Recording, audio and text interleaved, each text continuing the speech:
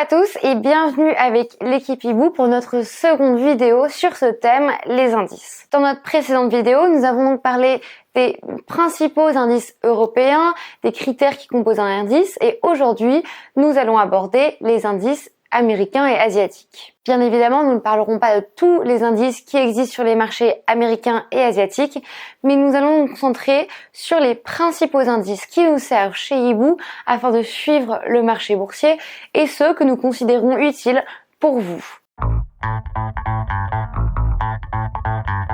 Aux États-Unis, nous rencontrons donc deux grandes sociétés boursières. Tout d'abord, la NYSE, le New York Stock Exchange, qui est la bourse historique de Wall Street, avec son indice, le DJIA, aussi appelé le Dow Jones Industrial Average, et que nous connaissons tous sous le nom de Dow Jones.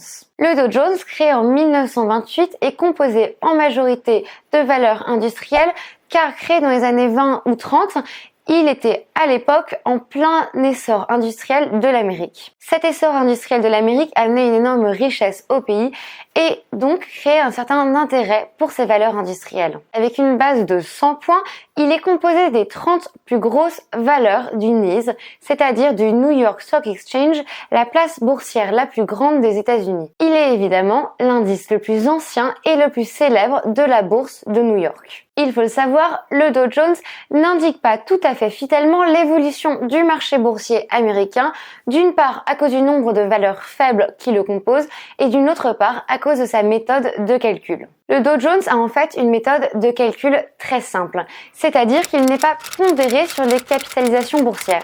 En fait, il est égal à la moyenne de la valeur des actions des sociétés qui composent son indice. Parlons maintenant du Nasdaq. Le Nasdaq, lui, est la bourse des valeurs technologiques et a son propre indice, le Nasdaq 100. Créé en 1971 avec une base de 1000 points, le Nasdaq est composé de toutes les valeurs qui font partie du secteur technologique américain, c'est-à-dire aujourd'hui aux alentours de 300. Ceci regroupe des valeurs comme par exemple la communication, les nouvelles technologies, des valeurs comme par exemple Facebook ou bien Google. Le Nasdaq, créé aux alentours des années 80, est composé de valeurs technologiques car c'était ce secteur qui faisait donc la richesse du pays à cette période.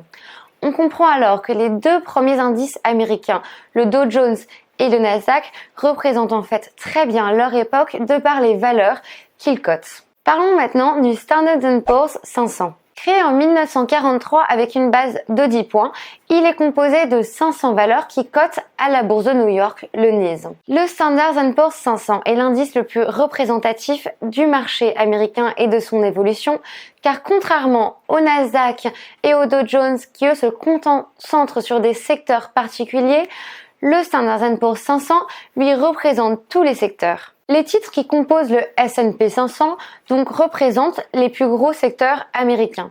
On y trouvera alors des titres qui sont également présents dans l'indice Nasdaq et dans le Dow Jones. On pense par exemple au géant de la technologie Apple qui lui est présent dans les trois indices puisqu'il correspond au secteur du Dow Jones, au secteur du Nasdaq, mais également au S&P qui lui regroupe les plus grandes sociétés d'Amérique. Les 500 titres qui composent le S&P 500, puisqu'ils font partie des plus grosses sociétés des États-Unis d'Amérique et donc des plus grosses capitalisations boursières de tous les secteurs confondus, représentent donc à eux seuls 80% de la capitalisation boursière des États-Unis. En Asie, il faut se concentrer sur un indice en priorité, ou tout du moins, c'est celui sur lequel, chez Hibou, nous nous concentrons en premier. Bien évidemment, à chacun sa méthode, mais c'est celui qui nous intéresse toujours.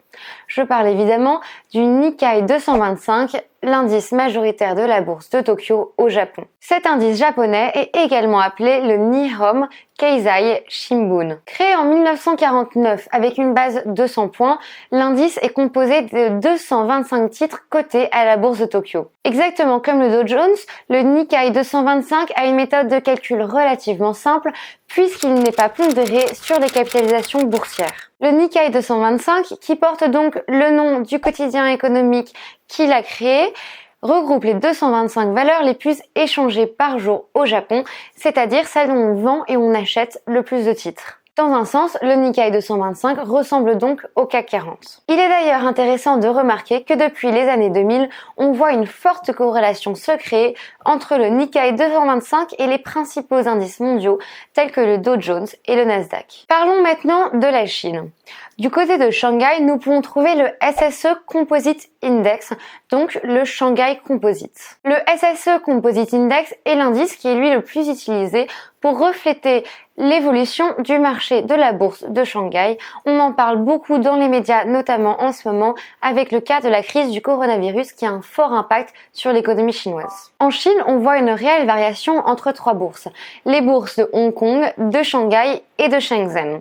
Toutefois, depuis 2012, on voit la bourse de Shanghai prendre énormément d'essor et surplanter les autres. Il est donc intéressant de savoir qu'en 2014, la bourse de Shanghai fut fusionnée avec la bourse de Hong Kong afin de ne faire qu'un. Le SSE Composite Index, ou d'ailleurs le SSE 50 Composite Index qui est l'indice le plus suivi, regroupe donc dorénavant les 50 valeurs les plus échangées sur les bourses de Shanghai et Hong Kong qui ne font plus qu'une, alors qu'avant, il ne regardait que les 50 valeurs les plus échangées à la bourse de Shanghai. Il est calculé par pondération sur les capitalisations flottantes avec une spécificité sur le calcul des coefficients. On peut citer notamment dans le SSE 50 Composite Index les valeurs comme Bank of China ou Air China. Merci beaucoup d'avoir pris le temps de regarder aujourd'hui avec nous cette deuxième vidéo sur les indices boursiers.